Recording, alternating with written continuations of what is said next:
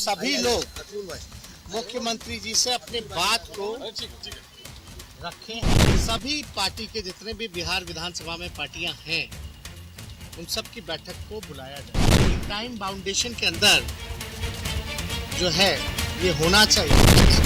मुख्यमंत्री जी ने तो पहले भी कहा था कि भाई अगर भारत सरकार नहीं कराती तो हम कराएंगे।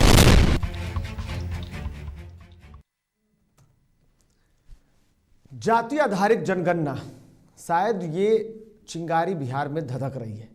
देश में जाति आधारित जनगणना कराने के लिए उठी आवाज और उसको लेकर केंद्र सरकार के द्वारा जो फैसले लिए गए, केंद्र सरकार ने जो फैसले पूर्ण रूप से सुना दिए हैं, उसके बाद बिहार में सियासत तेज है। हालांकि यह आवाज आज सिर्फ आवाज ही नहीं है, बल्कि यह आवाज बुलंद हो गई है। बल्कि इससे पहले मानसून सत्र में भी जातीय जनगणना का मुद्दा सामने था, लेकिन जनगणना के मुद्दे पर लाख रार के बाद लगता है शायद अब मुद्दे पर खत्म हुई तकरार। मुख्यमंत्री जी से अपनी बात को रखें। सभी पार्टी के जितने भी बिहार विधानसभा में पार्टियां हैं उन सब की बैठक को बुलाया जाए। टाइम बाउंडेशन के अंदर जो है ये होना चाहिए।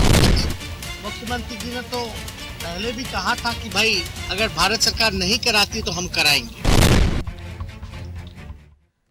तो बिल्कुल जनगणना पर रार, खत्म हुई तकरार, सवाल आज यही है। और ये सवाल आज क्यों है, इस पर हम विस्तार से चर्चा करेंगे कि क्या कुछ ऐसा खास हुआ कि अब वो तकरार खत्म होने की बात कही जा रही है।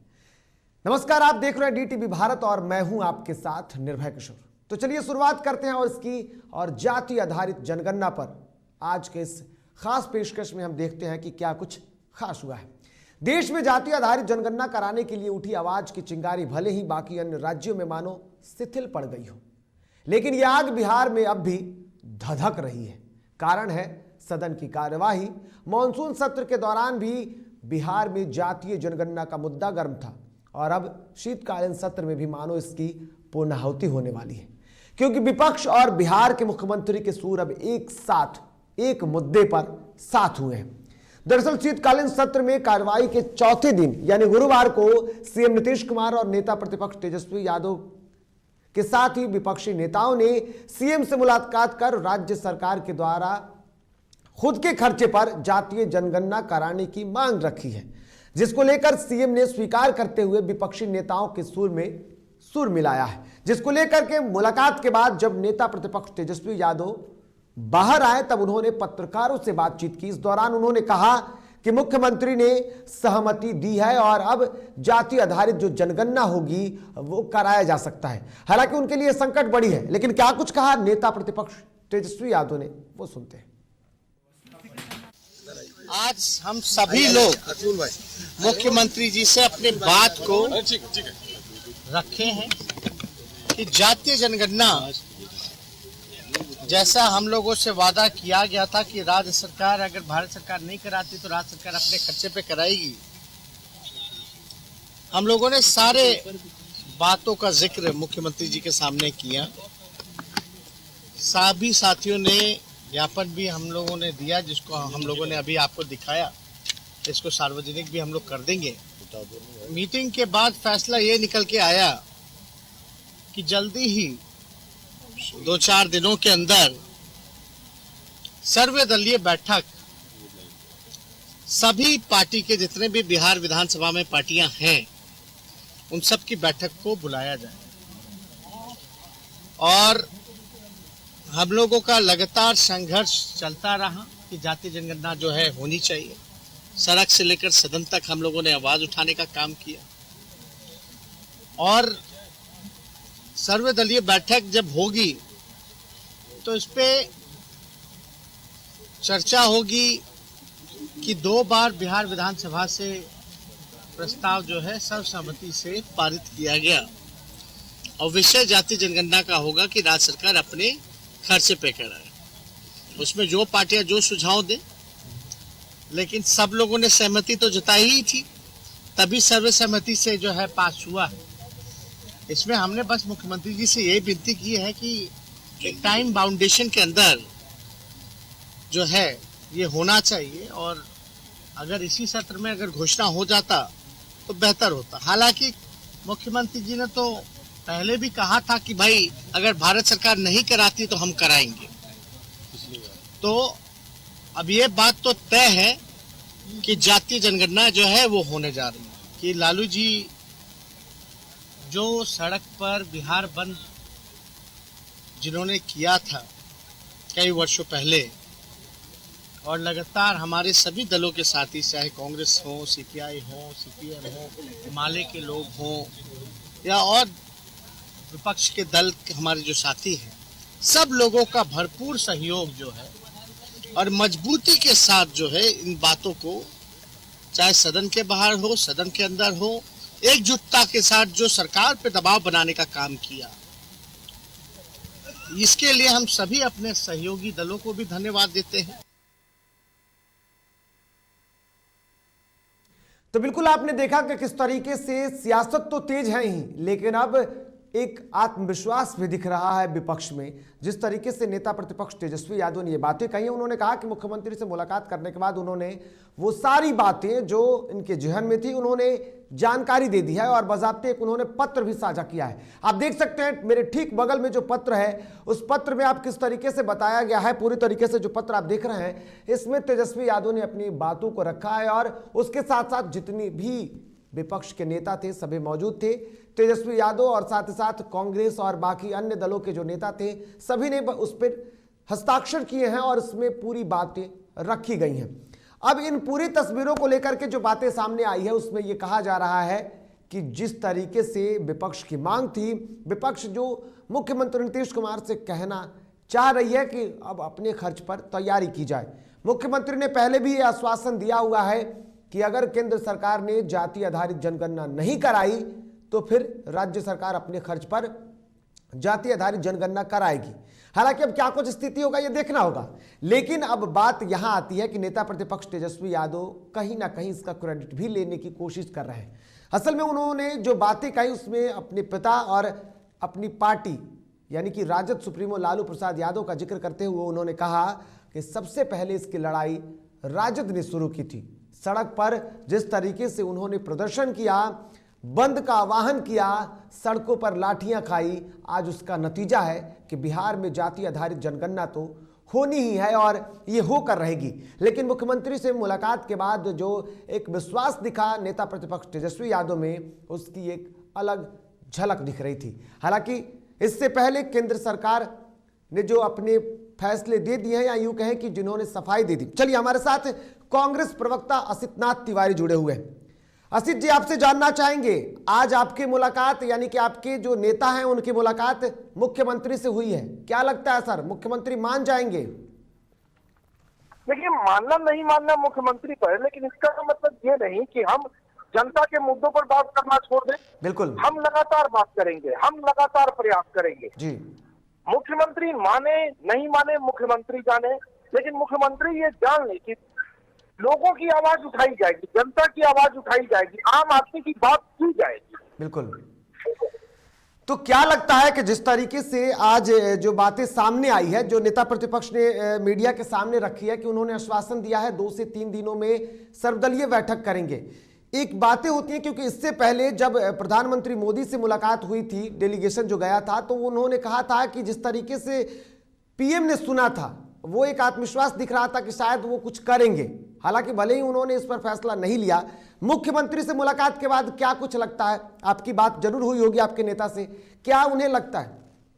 जी, आप मुझे ये बताइए कि या जो भी भारतीय जनता पार्टी के लोग हैं वो मुझे ये बताएं जी कि आप पार्टी के आंतरिक ढांचे में पिछड़ा वर्ग प्रकोष्ठ रखिएगा, हला जाति प्रकोष्ठ रखिएगा, दलित प्रकोष्ठ रखिएगा, पार्टी के ढांचे में आप सारे प्रकोष्ठ आपको स्वीकार है। बिल्कुल। लेकिन जब हम जैसे ही कह रहे हैं कि इनकी गिनती करवा लो तो आपको क्यों नहीं स्वीकार है भाई? तो फिर आप अपनी पार्टी से शुरुआत कीजिए, इन सारे प्रकोष्ठों को भंग कर दीजिए, कहिए हमारी पार्टी में जाति के नाम पर, वर्ग के नाम पर कोई प्रकोष्ठ नहीं होगा। तो राजनीति आप ठेठ जातिवाद की करेंगे, लेकिन जैसे ही जाति की गिनने की बात आएगी आप मुंह दबा के भाग जाएंगे। ये दोहरापन ये नहीं चलेगा, ये चरित्र। लेकिन असित जी, क्या आपको नहीं लगता है कि यह फैसला मुख्यमंत्री नीतीश कुमार के लिए कठिन होने वाला है? नहीं, नीतीश कुमार जी इस मुद्दे पर हम लोगों के साथ हैं। बिल्कुल। और वो गए भी थे प्रधानमंत्री जी से उन्होंने बात भी की थी। हम कुछ मांग नहीं रहे ना किसी के लिए, हम बस एक कह रहे हैं कि भाई जब बिहार पूरे हिंदुस्तान में आरक्षण का प्रावधान है, वो जाति के आधार पर है, मतलब शिक्षा से लेकर नौकरी तक खुद सरकार जातिवाद को संरक्षण देती है। राजनीतिक दलों में तमाम जातीय प्रकोष्ठ होते हैं। समाज में जातिवाद बहुत बड़ी सच्चाई है। बिल्कुल। तो उस जाति को गिन लेने में क्या जाता है? राजनीति खूब करेंगे जातिवाद की और गिनने के समय भाग जाएंगे, ये नहीं चलेगा।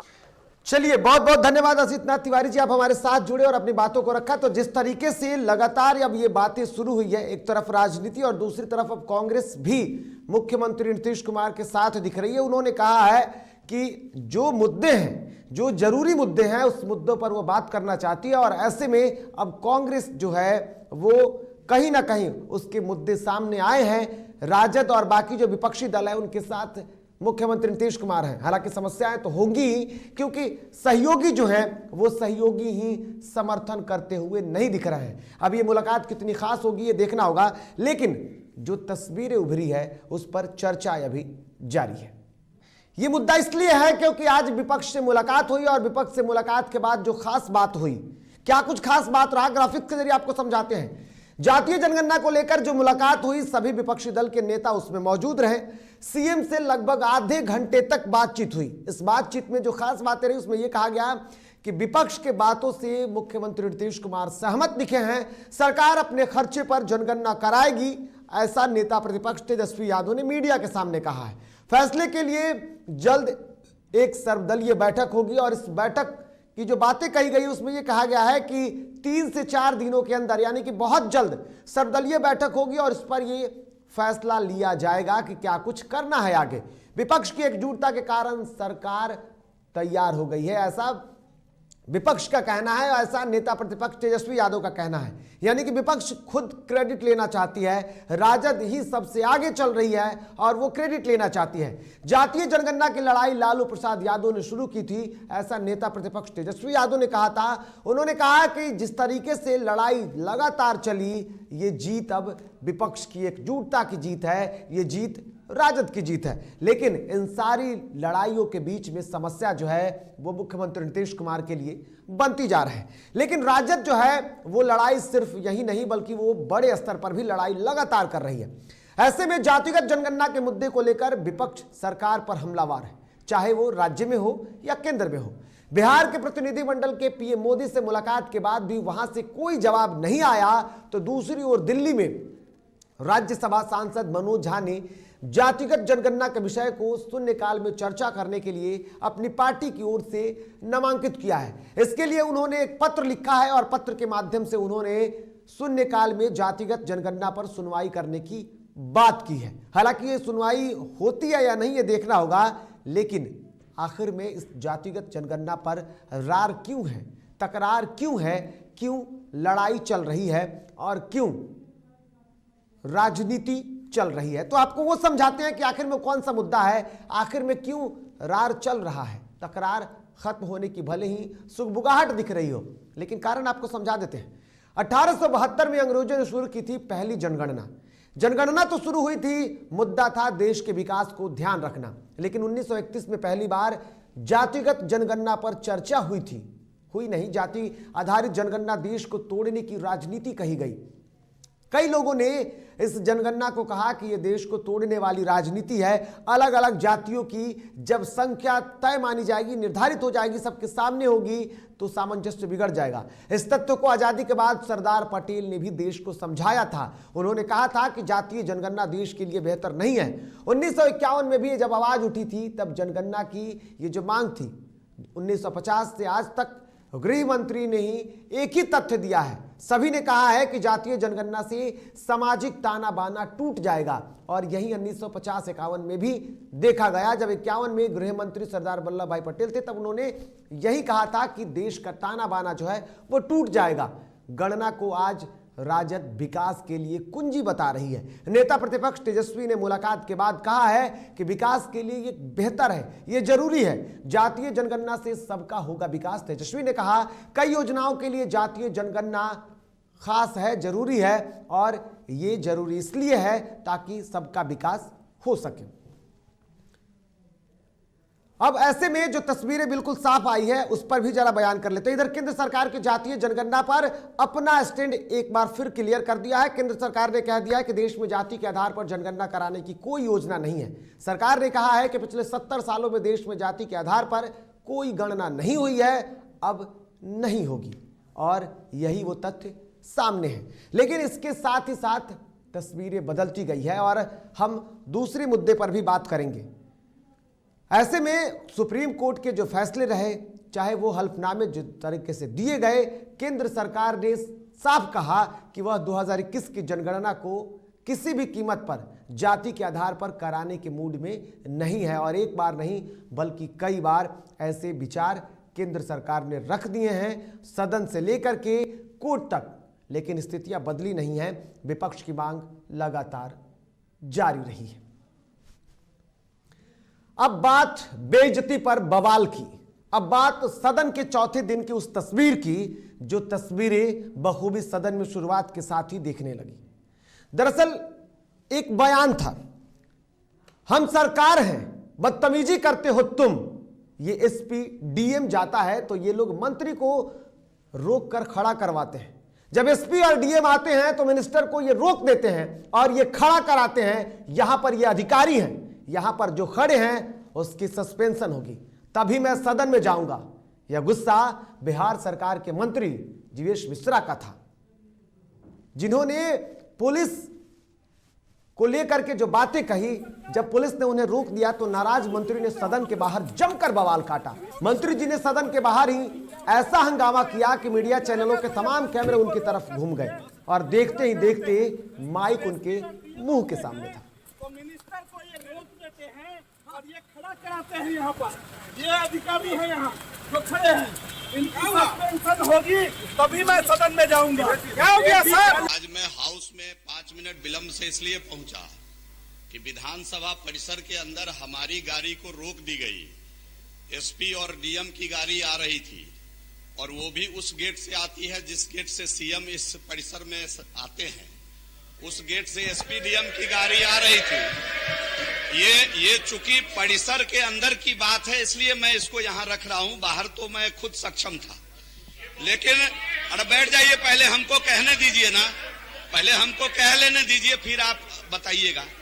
और हमारी गाड़ी को रोका गया और एसपी डीएम को के लिए रोका गया। मुझे लगा कि शायद सीएम साहब आ रहे हैं या सभापति या अध्यक्ष महोदय आ रहे हैं, लेकिन एसपी डीएम के लिए हमारी गाड़ी को रोका गया।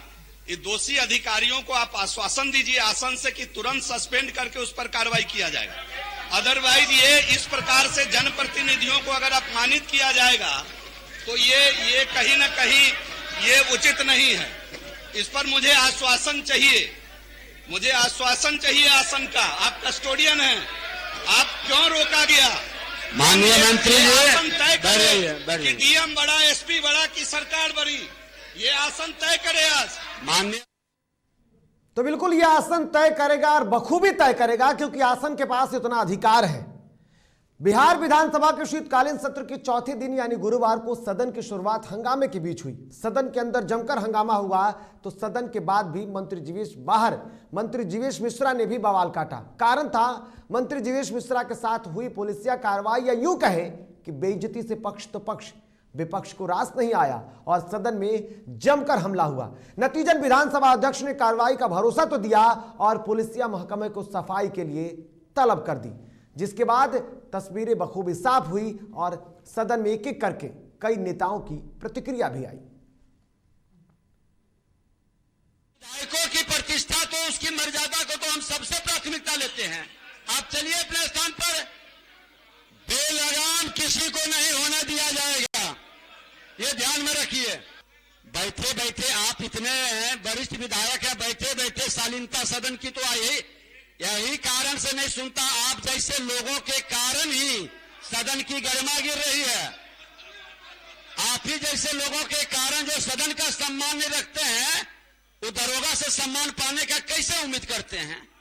सदन की सम्मान अगर जो आप रखेंगे तो सदन इतना आप सबके सहयोग से सदन की इतनी गरिमा है कि किसी की बिसात नहीं है कि सदन के सामने वो खड़ा हो सके। भी सदन में माननीय मंत्री श्री जीवेश कुमार जी ने बड़े ही आहत भावना से आज उनके साथ कुछ सदन परिसर में जो बातें हुई हैं उसका जिक्र किया है।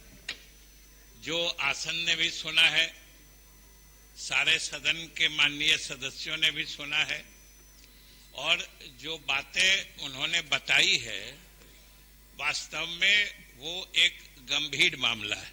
माननीय मंत्री ने भी कहा है कि यह आपके परिसीमा की बात है, उन्होंने आपका संरक्षण मांगा है।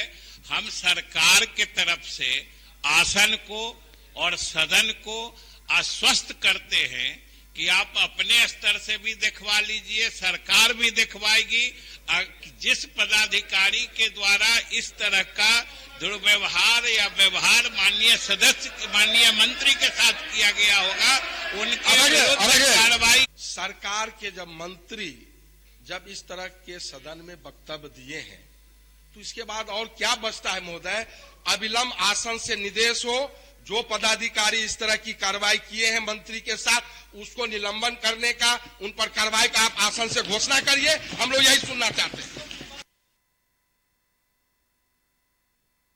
यह जो व्यवस्था कुव्यवस्था है, इसके लिए सिर्फ एक कोई सिपाही जिम्मेवार नहीं हो सकता महोदय। एसपी के यहां से जो निर्देश आता है उसी निर्देश के आधार पर ये सारी व्यवस्थाएं होती है। और डीएम एसपी का के खौफ इस तरह से है कि बलि चढ़ा दीजिए एक सिपाही को, लेकिन जो व्यवस्था बनी हुई है वो बिल्कुल ही इस ओर ले जाती है जो घटना आज घटी है।